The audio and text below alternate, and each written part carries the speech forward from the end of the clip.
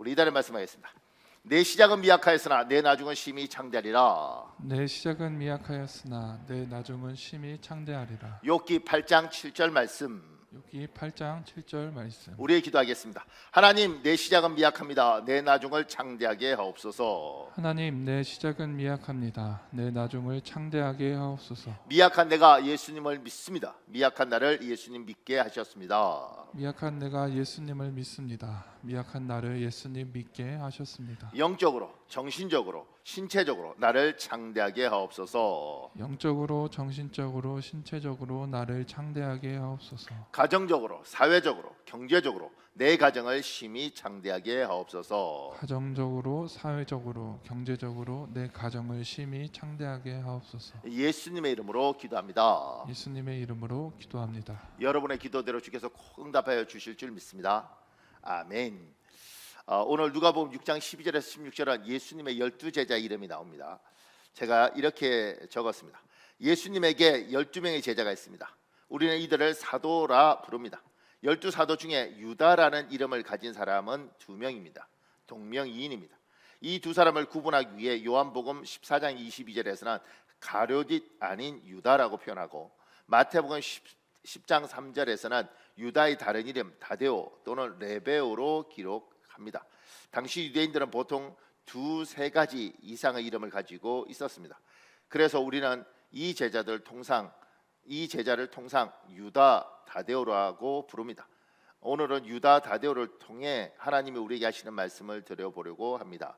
우리 누가복음 6장 13절에 16절 여러분 읽으십시오. 시작. 그 제자들을 부르사 그 중에서 12를 택하여 사도라 칭하셨으니 곧 베드로라고도 이름을 주신 시몬과 그의 동생 안드레와 야고보와 요한과 빌립과 바돌로메와 마테와 도마와 알페오의 아들 야고보와 셀롯이라는 시몬과 야고보의 아들 유다와 예수를 파는 자들 가롯 유다라. 지금 12명의 제자 중에 우리가 잘 모르는 제자들이 있어요. 이 사람 제자였나? 바돌로메 뭐 이런 사람, 시몬, 진로단 열심당원 시몬, 그 사람들이 있었나? 이렇게 하는 이제 이 존재감이 없는 제자들이 있는 거예요. 그 중에서 오늘 이 유다라는 사람이 있는데, 이 유다는 유다가 둘인 거죠. 하나는 가룟 유다, 예수님 판 유다와 가룟 유다 아닌 유다가 있다고 성경이 이야기를 해요. 이 두 유다. 그래서 이 유다를 구분하기 위해서 유다 대신 당시에 있는 사람들은 이름을 2가지 3가지 이름을 썼습니다. 왜냐하면 유대식 이름도 있고, 그다음에 로마식 이름도 있고, 지금 우리 같은 경우에도 이제 이렇게 영어식 이름 쓰는 사람들 많잖아요. 그러니까 영어식 이름을 쓰는 사람들이 있는데, 그것처럼 그 당시에 로마식 이름도 있고 헬라식, 그리스식 이름도 있는 거예요. 그러니까 자기 유대식, 그다음에 로마식, 헬라식 이렇게 이름들을 쓰다 보니 이름이 2개, 3개인 사람들이 있고 또 별칭으로 부르는 사람도 있는 거죠. 이 제자 유다는 그래서 다데오라고도 부르고, 또 다른 성경사본에는 레베오라고도 적어놓은 게 있습니다. 요건 설명이 좀 필요한데, 그래서 우리는 보통 하여튼 이 제자를 유다 다베오 이렇게 이야기하고, 이렇게 설명해도 뭐 이런 사람이 있었나 이럴 수 있습니다. 여러분의 잘못이 아니고 이분의 잘못입니다. 좀 튄 적이 없어서 우리가 잘 모르는 거예요. 근데 여기에 대한 이야기를 제가 좀 하려고 합니다. 이분뿐만 아니라 제자들 중에 잘 모르는 사람들이 있는데, 그 밑에 작은 1번에요. 예수님의 제자 중에 유명한 사람도 있고 유명하지 않은 사람도 있습니다. 그 밑에요. 세상에서든 교회에서든 모든 사람이 내 이름을 알아주고 내 말하면 집중해주고, 그 사람하고 누가 말하면 그 말 듣던 모두가 아하 그 사람 하고 반응해야 복받은 인생일까요? 이 질문을 제가 여러분께 합니다. 여러분은 이 질문에 대해서 대답해야 될 의무를 좀 가졌으면 좋겠습니다. 이게 정말 복받은 인생인가? 그 밑에요. 예수님의 제자 중에 유명한 제자가 있습니다. 그리고 유명하지 않은 제자가 있습니다. 유명한 제자는 성공한 제자이고 유명하지 않은 제자는 실패한 제자일까요? 우리는 답을 알죠. 유명하지 않아도 실패한 것이 아니다. 근데 그렇게 대답은 정답인데 좀 불편해요.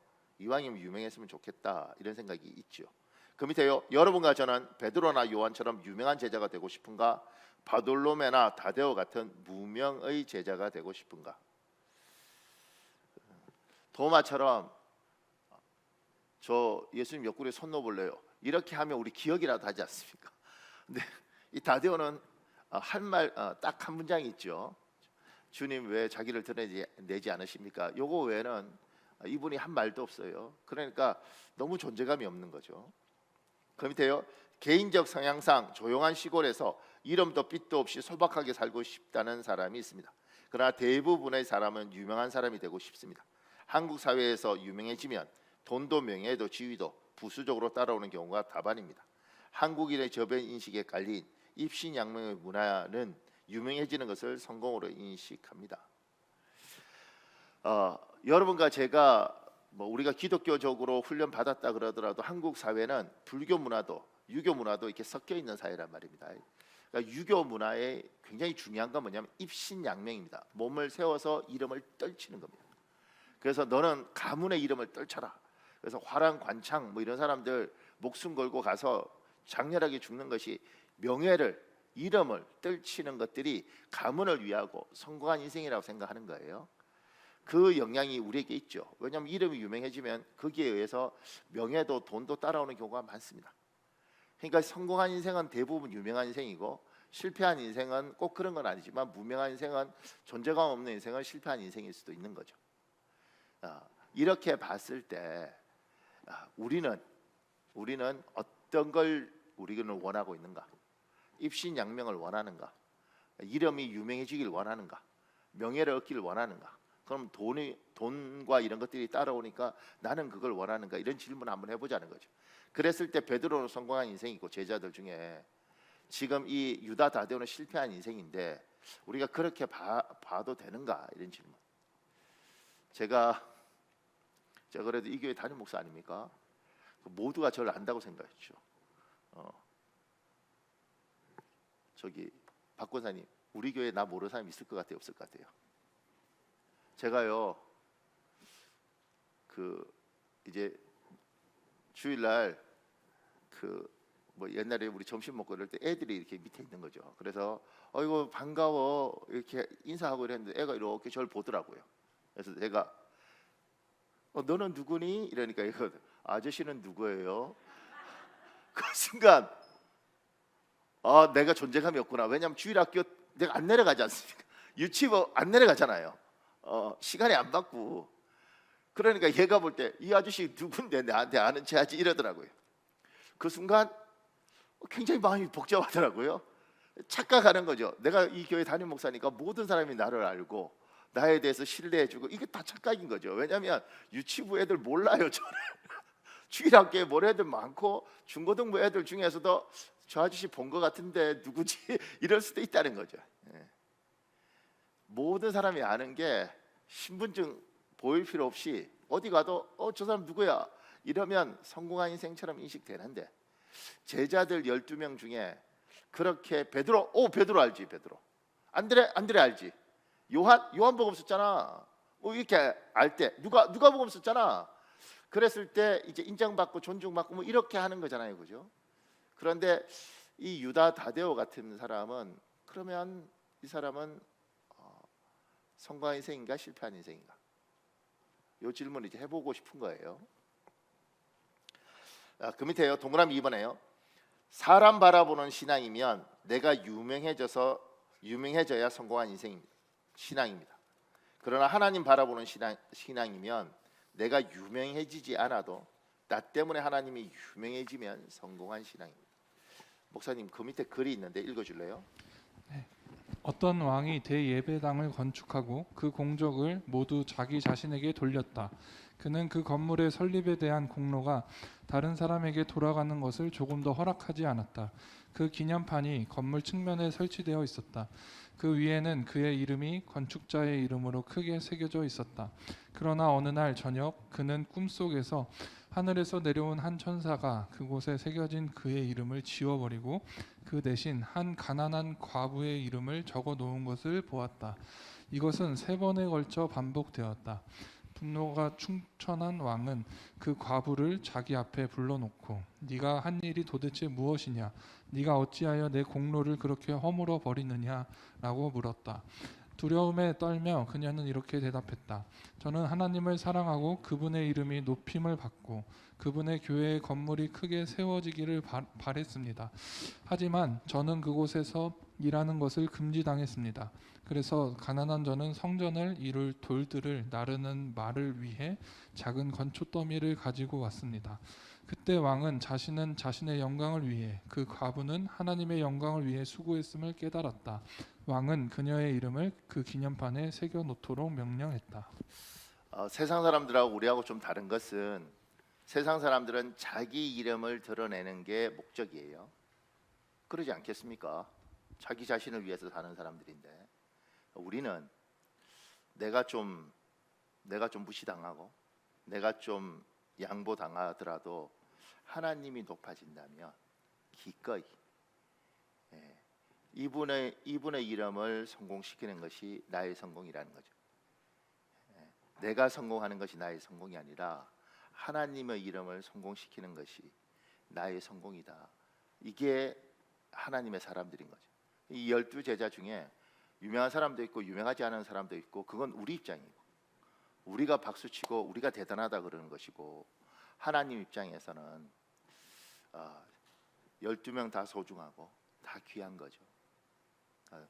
여러분과 제가 어떤 신앙생활을 할 때 제가 오늘 이거 문장 적으면서 어젯밤에 사람 바라보는 신앙이면 내가 유명해져야 성공한 신앙입니다.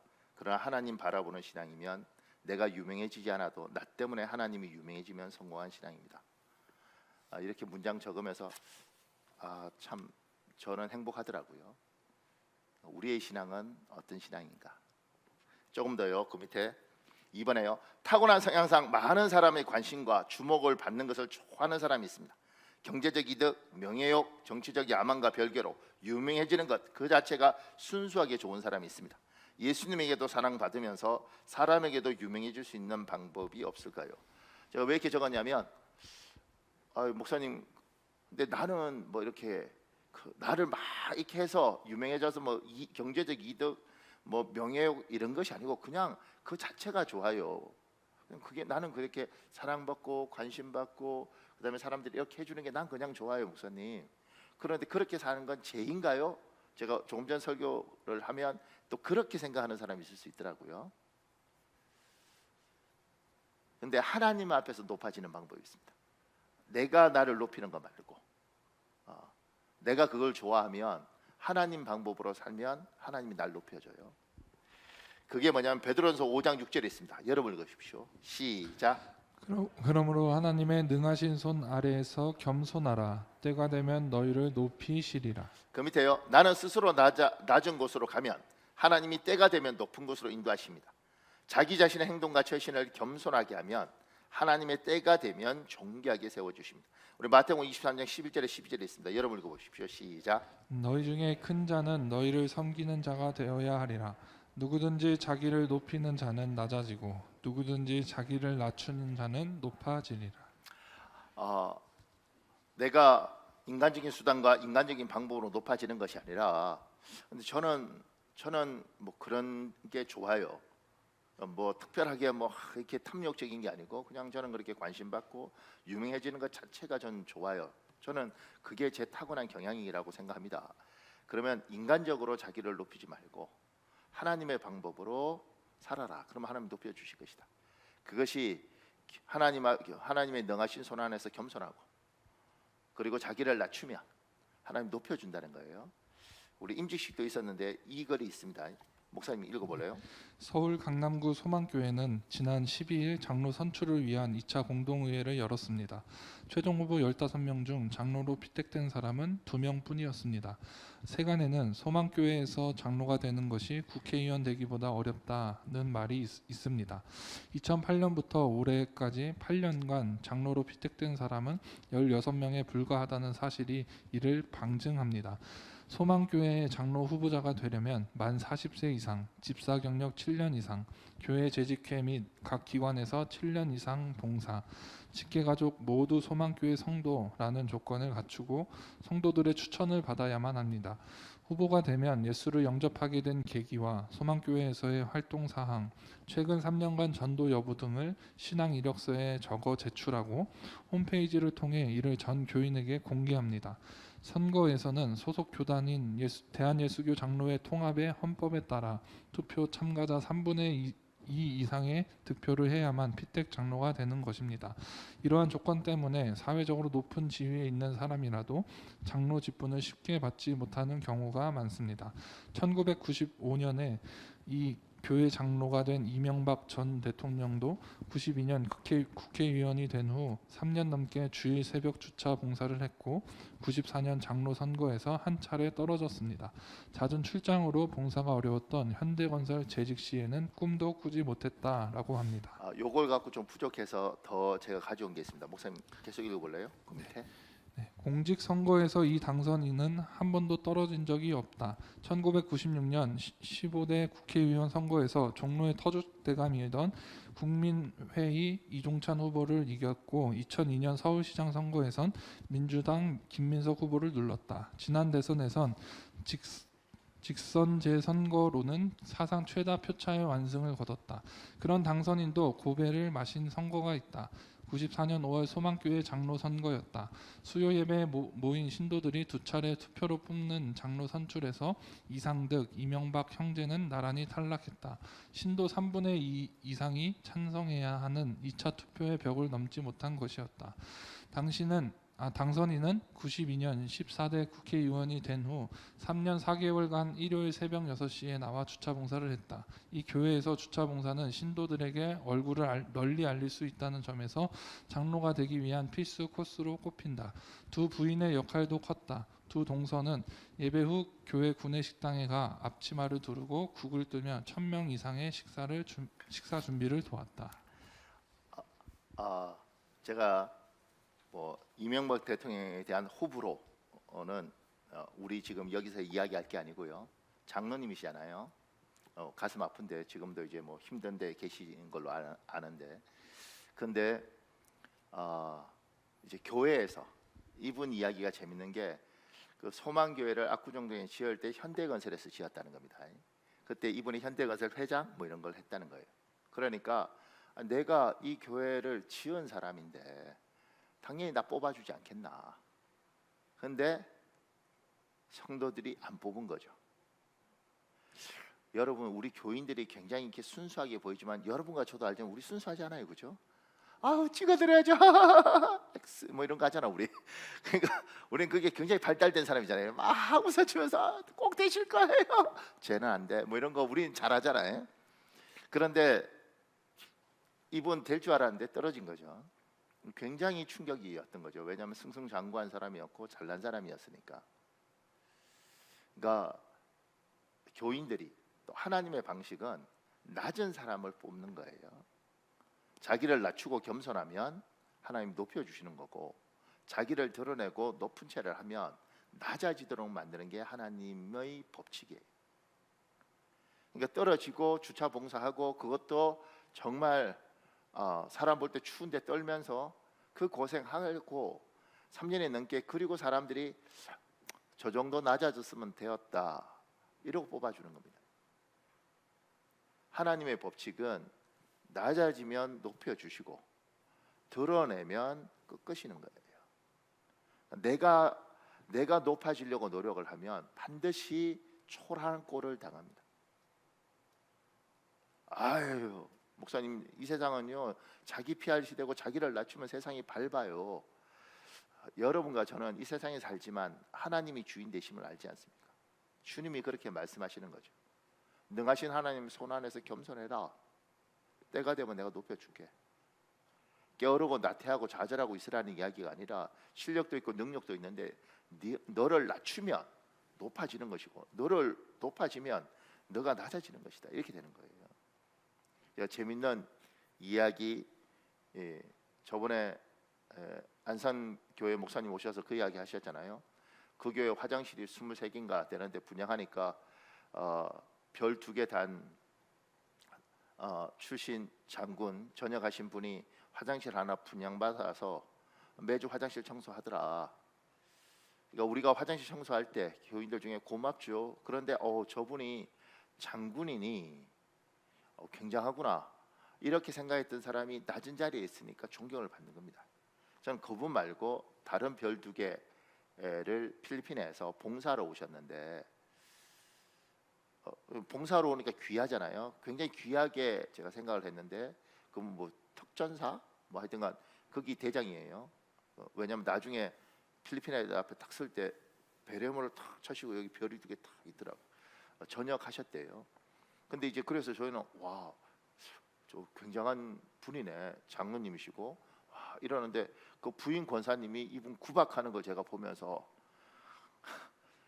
이분이 내가 특전사고 별 2개고 장로고 내가 필리핀에 봉사를 이렇게 할 때는 와 이렇게 했는데 자기 부인하고 둘이 싸우면서 부인은 막 국자 들고 막 야단칠 때 이렇게 있는 거 보면서 와, 제가 마음에 사람이라는 게 내가 이렇게 하면 하나님의 세상에서는 하나님 낮아지게 하더라는 거죠. 내가 낮아지면 하나님 높여주더라는 거죠. 제가 그 이명박 장로님 보면서 안타까웠던 건 전 잘 몰라겠어요 정치는. 근데 그냥 서울시장하고 청계천 복원시키시고 그냥 은퇴하셨으면 지금도 별처럼 빛나지 않았을까 이런 생각이 들어요.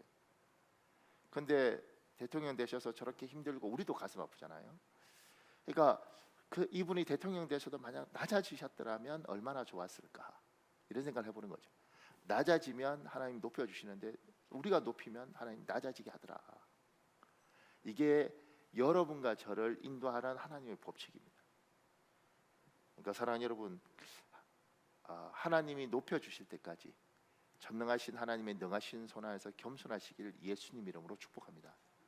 여러분이 낮아지면 반드시 주님께서 여러분 높여주실 줄 믿습니다. 조금 더요. 그 밑에요. 낮아지는 것, 겸손한 것, 섬기는 것 모두 같은 의미입니다. 그 밑에요. 섬기는 인생 어렵지 않습니다. 굉장히 어렵게 생각하는데 어렵지 않더라고요.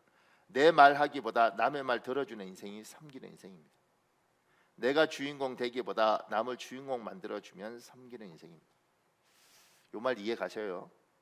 내 말 하기보다 남의 말 들어주는 인생이 섬기는 인생입니다. 우리 목사들 죽어 이거 안 되거든요. 우리 직업상. 근데 누구 말 열심히 들어주는 거 그거 섬기더라는 거죠. 내가 주인공 안 되고 누군가를 주인공 만들어주는 거 쉽지 않아요. 근데 사람은 이러고 싶죠. 조금 더요. 그 밑에 작은 3번에요. 유다 다데오는 사람들에게 유명하지 않았을 뿐 하나님에게 유명할 뿐 아니라 유익한 사람입니다. 조금 더요. 그 밑에요. 사도 유다 다데오는 마음이 따뜻한 사람이었습니다. 가롯인 아닌 유다에게는 총 3개의 이름이 있습니다. 유다, 다데오, 레베오입니다. 레베오란 이름은 가슴을 의미하는 단어에서 온 이름입니다. 그래서 많은 학자들이 유다 다데오는 사람을 깊이 사랑한 사도로 인식합니다. 그 밑에 마태복음 10장 3절에 보면 이렇게 되어 있습니다. 빌립, 바돌로메, 도마, 세리와 마테, 알페의 아들 야고보와 다데오와 갈로에서요. 다른 고대 사본에서는 레베오 또는 다데오라 부르는 레베오 이렇게 있습니다. 영어 성경에도 이게 표기가 돼 있어요. 그러니까 우리 성경이 이제 요걸 이렇게 번역할 때 우리가 참고한 성경이 조금 다르죠. 요걸 이제 사본학이라 그러는데 지금 이 사람의 이름을 통해서 우리가 워낙 자료가 없어요. 이 사람 이름을 통해서 우리가 알 수 있는 게 있는데 그게 뭐냐면 이 레베오라는 이름을 통해서 레베오의 이 레가 가슴을 의미하는 거예요. 그래서 이 사람이 어떤 사람이었을까 이렇게 할 때 마음이 따뜻한 사람이었을 거다 이렇게 이야기합니다. 그러니까 유명하지 않아도 괜찮은데 마음은 따뜻해야 되는 거예요. 여러분과 제가 하나님의 사람으로 이 땅 살면서 우리 상처 많이 받잖아요. 앞에서 웃어주고 뒤에서 우리 욕하고 또 좋다고 하하 이래놓고 뒤에서 사람 힘들게 하고 그러다 보니까 인간에 대한 실망이 자꾸 쌓여서 사람을 이렇게 사람 지긋지긋해 이렇게 우리가 가더라는 거죠. 그런데 여러분과 저는 사람을 사랑해야 되는 사람입니다. 이게 예수 믿을 때 우리의 숙명입니다. 하나님이 그러시는 거죠. 너마저 사람을 사랑하지 않으면, 너마저도 계산적으로만 사람을 상대하면 이 세상에 무슨 희망이 있겠냐. 최소한 내 백성만큼은 그래도 사람을 따뜻하게 품어주려고 그러고, 어떻게든 사람을 도와주려고 그러고, 사람에게 뭔가를 내가 저에게 힘이 되어줘야 될 텐데, 이게 내 사람들이 살아가야 될 방법이 아니겠느냐. 하나님이 우리에게 그 요구를 하세요. 그러니까 여러분도 세상 사람도 사람 상대하다 보면 뭐 마음 상하는 일이 한둘이에요. 그런데 세상 사람들은 마음 상하니까 내한테 이득되는 사람만 상대할 것이다. 내한테 유익되는 사람만 상대하고 내한테 손해보는 건 내가 당연히 상대하지 않을 뿐만 아니라 어떻게든 징계할 것이다. 이게 세상 사람들이면 우리에게는 하나님 이야기하시는 거죠.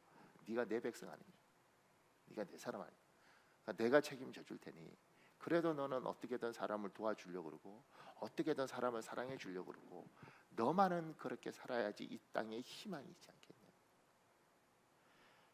그러니까 교회 안에서도 자꾸 우리가 이제 상처받고 이러니까 냉랭함이 있습니다. 근데 이 세상에서 교회는 영혼을 구원하기 위해서 하나님 세웠는데, 이 세상에서 상처받고 유리하다가 교회 온다고요. 저들이 일말의 기대, 세상은 자기한테 도움 안 되면 절대 상종 안 하니까, 그래도 교회에서는 나같이 힘들고 어려운 사람도 품어줄까? 주겠지? 그런다고 그랬으니까, 그리고 여기 왔는데 우리도 차가우면, 우리도 냉랭하면 이 사람은 갈 데가 없는 겁니다. 하나님 이야기하시는 거죠. 품어줘라. 하나님, 저도 힘들어 죽겠는데요, 너는 내가 품어줄 테니 너는 쟤를 품어줘라. 가슴이 자꾸 식어가요. 저도 그래요. 자꾸 인간에 대한 애정이 식어가고, 사람에 대한 실망감이 쌓이면 뭐 좋게 지내는 거지 이러는데, 하나님이 우리에게 너는 그러면 안 되지 않겠냐. 너는 그러면 안 되지 않겠냐. 기도하셔야 됩니다. 성령 하나님, 내가 여전히 사람을 사랑하고 이 땅에 살아있는 동안 내가 만나는 사람을 사랑하고, 내가 만나는 사람을 어떻게든 도와주려고 그러고, 그래도 내 심장은 따뜻해야 되지 않겠습니까? 내가 그래도 하나님 믿는 사람인데, 근데 나는 자꾸 지쳐가니까 하나님이 나 좀 오늘 또 성령으로 충만하게 하셔서 내가 사람을 사랑하고 사는 사람, 사람을 불쌍히 여기고 사는 사람, 그래도 사람들이 나 만나면 저 사람 만나니 참 고맙다, 이런 사람, 하나님 나는 그렇게 쓰임 받고 싶습니다. 오늘 여러분이 이 기도할 때 주님께서 반드시 응답하여 주실 믿습니다. 조금 더요. 그 밑에 동그라미 2번에요. 사도 유다 다데오는 찬양하는 사람이었습니다. 유다라는 이름은 찬양이란 뜻입니다. 목사님 그 밑에 글 읽어볼래요? 같은 이름을 가진 유다가 예수님에 대해서 불평하고 있었을 때 또 다른 이름을 가진 유다는 찬양하고 있었다. 이렇게 성경을 해석하는 분이 있는 거죠. 왜냐하면 유다란 이름 자체가 찬양이란 뜻이 있어서. 그 밑에요. 불평불만이 충만한 사람이 하나님께 복을 받은 역사는 없습니다. 안타깝게도 많은 하나님의 사람이 사탄에게 속습니다. 그래서 찬양하고 불평하고 기도하고 불만하고 성경 공부하고 투덜거리고 예배하고 짜증을 부립니다. 가룟 유다가 이러했습니다. 그러나 유다 다데오는 불평불만 대신 감사 감격하는 사람이었습니다. 하나님의 사람들이 반드시 지켜야 될 것, 우리는 작은 것에서도 감사한다. 10개 중에 9개가 문제가 있어도 하나에 감사한다. 그래야 복 받는다. 이게 하늘에서 그냥 확 복을 안 줘도요, 이렇게 살아야 복이 됩니다. 제가 인생에 재밌는 경험을 했어요. 어떤 목사님한테 전화가 왔습니다. 목사님, 그래서 내가 예. 그러니까 그분이 그러더라. 목사님 나 오늘 생일이야. 그래서 생일이세요? 선배니까. 목사님 제가 밥 살까요? 그러니까 이러시더라고요. 그러면 목사님 제가 바쁘니까 이쪽으로 오실래요? 갈게 이러더라고요. 눈치가 없나 생각도 들고 왔어요. 그래서 이제 요 근처에 민물 매운탕 이렇게 좀 뭐 매기 매운탕 이러고 그거 이제 국물이 진하고 좋고 이러니까 제가 몸보신 하라고 이제 약간 비싸더라고요. 근데 이제 그걸 대접했죠.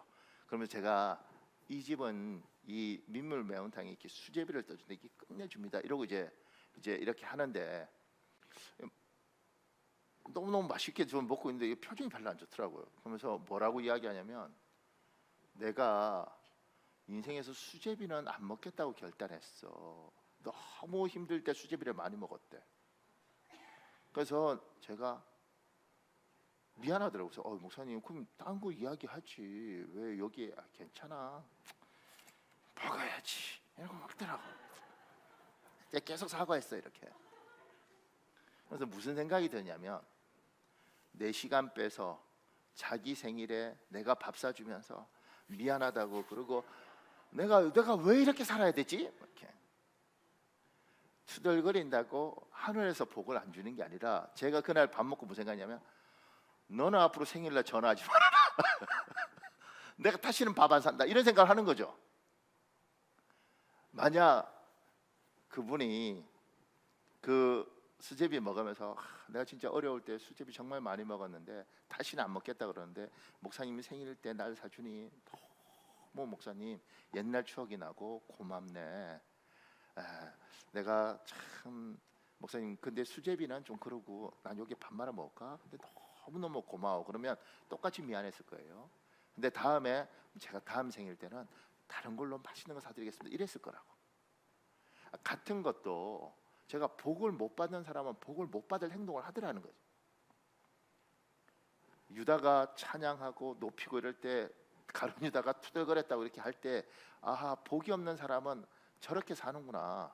그러니까 남자들 중에 복이 없으면 지혜가 부족하면 제가 결혼하고요. 제 좋은 경험했는데 결혼하고 저희 어머니가 저희 집사람 손을 잡으면서 이러더라고요. 다른 건 난 부탁하지 않는다. 내 아들 새끼 밥만 꼬박꼬박 차려줍니다. 이렇게 이야기를 하더라고요. 그래서 제가 그리고 저희 어머님 충고를 따라서 새벽 기도 차량 운전 이렇게 하면 새벽에 한 4시쯤 운전하러 4시 반에 차 운전하러 가야 된단 말이에요. 근데 제 아내가 4시에 깨서 이렇게 밥을 해서 제 새벽 차량 이렇게 전도사고 이럴 때 운전하고 이래야 되니까 새벽 차량 갈 때 밥을 해주면서 반찬을 7가지 뭐 이렇게 주더라고요. 칠첩방상 이런 거. 참 밥 먹으면서 무슨 생각냐면 야, 참 고맙다. 근데 제가 이렇게 풀 같은 거 안 좋아하니까 고루 안 먹고 이렇게 그냥 밥하고 반찬 하나하나 이렇게 먹는 거예요. 7가지가 5가지가 되고 5가지가 3가지가 되고 여기 주더라고. 어느 날 밥하고 뭐 국 같은 거 하나만 있고 끝이에요. 당신 다른 거 안 드시죠? 이렇게. 그때 제가 알았죠. 복을 누가 찼어요? 내가 찬 거지. 힘들어도 고루 맛있네, 어이구 맛있네, 어이구 맛있네 이래야지. 그래야지 이 칠첩방상으로 계속 가는 건데 나는 그냥 풀 별로니까 이렇게 먹다 보니 어느 날 밥하고 국 하나 남는 이 인생을 사람이 하나님 앞에 하나님이 이야기하는 거죠. 복이 있으려면 찬양이라는 게 하나님을 높이면 하나님이 날 높여줘요. 하나님을 찬양하면 하나님이 나를 기뻐하시면서 그분이 복된 걸 주는 거죠. 사람에게 잘해 주려고 노력하고 어떻게든 참 이렇게 희망과 복된 이야기를 하면 사람들이 날 좋아합니다. 근데 투덜거리는 것은 잠시는 좋아요. 왜냐하면 이 비판적인 제약 때문에. 근데 시간이 지나면 그 사람하고 있고 싶지 않습니다. 그래서 그런 친구들 있잖아요. 저도 이제 어느 날 지혜가 자꾸 생기더라고요. 누구하고 밥 먹으러 가면 이 집 진짜 맛있어요. 이렇게 딱 하면 투덜거리는 사람은 어떻게 하는 줄 아십니까? 딱 하면 이 집이 왜 이렇게 인테리어가 낡았네 이래. 이미 밥 먹기 전에 인테리어 보고 밥맛이 없어. 그때 이 생각하는 거죠. 이 사람하고 같이 있으면 안 되겠다. 근데 그나마 이 사람이 밥을 사면 지가 욕을 하든 뭐든 내가 일단 밥을 먹으니까. 근데 내가 밥 사는데 그렇게 하잖아요. 다시는 밥 사고 싶지 않은 거지. 지혜가 부족하니 제가 이렇게 보면서 유다 다데오라는 사람이 유명하지 않지만 많은 사람 신학자들이 이 사람을 보면서 이 사람은 찬양하는 사람이었을 것이다. 가룟 유다와 이 유다가 대조되는데 가룟 유다는 늘 투덜거리고 원망하고, 왜냐하면 향유 옥합을 깨워서 예수님께 할 때 저걸 왜 예수님께 허비하냐고, 가난한 사람한테 줘야지 이렇게 하던 유다, 뭐든지 삐딱하게 보는 이 유다와, 이 사람은 그러지 않고 무엇이든지 이 많은 것들 중에 10가지 중에 9가지가 문제 있어도 복된 하나를 보고 그걸 보고 기뻐하는 사람, 100가지 중에 9가지가 나빠도 한 가지 좋은 걸 보면서 행복해하는 사람, 이 사람이 오늘 유다 다데오다 이렇게 이야기를 하는 거예요. 여러분에게 질문하는 거죠. 당신은 어디에 있는가? 제가 부부 사이도 이렇게 보잖아요. 그럼 뭐 이혼하고 싶어서 막 하는데 제가 물어봐요. 그렇게 죽일 놈이더냐? 모든 게 그렇게 그게 사람 아닌 것 같더냐? 아니면 당신한테 뭐 상처 같은 게 있는데 그 한두 가지 때문에 이 사람이 모든 것을 그렇게 나쁘게 보냐? 어떨 때 묻죠. 돈을 안 벌어 오느냐? 벌어 온대. 작게 벌어 와서 그렇지. 그럼 애들을 때려야 되냐? 애들 때리진 않는데 욕을 해서 그렇지. 그러면 당신한테 뭐 맨날 욕하더냐? 그러진 않는데 다정다감하지 않대. 제가 그러죠. 그럼 살아라. 욕하는 놈도 많고 때리는 놈도 많고 돈 안 벌어오는 놈도 많은데, 야, 그 정도면 괜찮다. 이게 괜찮아요? 진짜 험한 놈 한번 만나볼래? 우리 교인하고는 이렇게 상담 못하죠.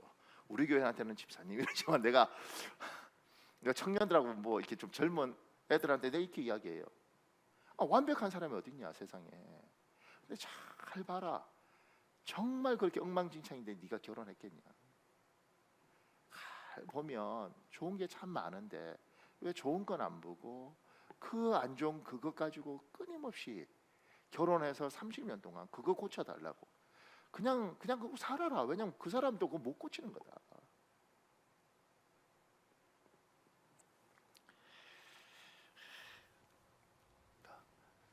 가룟 유다와 유다 다데오 같은 이름이지만 두 사람은 완전히 다른 인생을 살았습니다.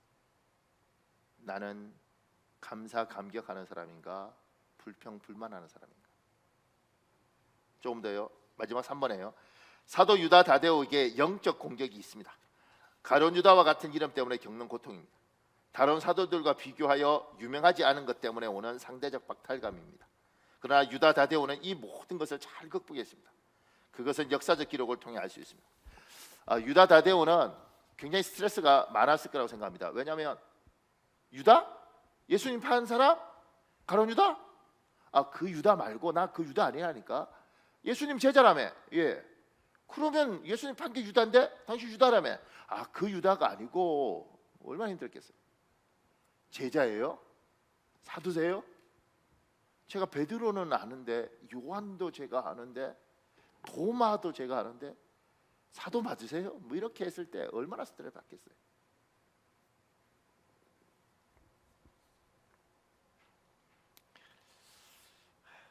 우리 누가복음 6장 12절에 13절에 있습니다. 여러분 읽어볼래요? 시작. 이때 예수께서 기도하시러 산으로 가사 밤이 새도록 하나님께 기도하시고 밝음에 그 제자들을 부르사 그 중에서 12를 택하여 사도라 칭하셨습니다. 근데 유다 다데오는 자존감이 높습니다. 그래서 그것 때문에 무너지지 않았습니다. 왜냐하면 예수님이 밤새 기도하고 선택한 사람입니다. 그러니 알아요. 내가 저들하고 비교했을 때 어떨지 모르지만 난 주님의 제자야. 주님이 밤새 기도하고 날 선택하셨어. 자존감을 누구하고 비교해서 무너지고 자존심은 상할 수 있죠.